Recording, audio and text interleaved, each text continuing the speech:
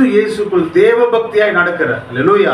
எல்லாத்திலும் சொன்னதுதான் கிறிஸ்துவ வாழ்க்கை என்பது பார்த்தீங்கன்னா ஒரு நல்ல ஒரு மெத்தையும் நடக்கிற வாழ்க்கையே கிடையவே கிடையாது. அல்லேலூயா. நம்மளோட கான்செப்ட்ல போவே கூடாது. விசாலமான பாதையை இயேசு கிறிஸ்து கூட தெரிந்து கொள்ளலுங்க. அல்லேலூயா. அவர் வாழ்ந்த வாழ்க்கை பல விசாலமா இருந்ததா?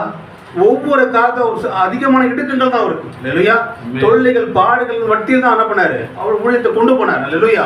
எல்லாத்துக்கும் ஒரு முன்மாதிரியா இருந்தார். இதான் சொல்றாரு, நீங்கள் கிறிஸ்துவை பின்பற்றினால் நீங்க ஜனங்களால் வெறுக்கப்படுவீர்கள். ஏனென்றால் கிறிஸ்து இயேசுக்குள் தேவபக்தியை நடக்க மனதாக இருக்கிறார். நான் தேவனுக்காக உண்மையாக வாழணும், அவர் வார்த்தையின் பிரகாரம் நான் ஜீவிக்கணும் நான் நினைக்கிற ஒவ்வொரு தேவபக்தியை நடக்க மனதாக யாவரும் துன்பப்படுவார்கள். அல்லேலூயா. நீங்கள் கிறிஸ்துவண்டை வர வேண்டும் என்றால் நீங்கள் எந்த சபையின் மூலமாகவோ, எந்த ஸ்தாபனத்தின் மூலமாகவோ, எந்த கோட்பாடு மூலமாக வரவே முடியாது. அல்லேலூயா. நாம் தேவனிடத்தில் வருவதற்கு வழி ஒன்னே ஒன்று தான்.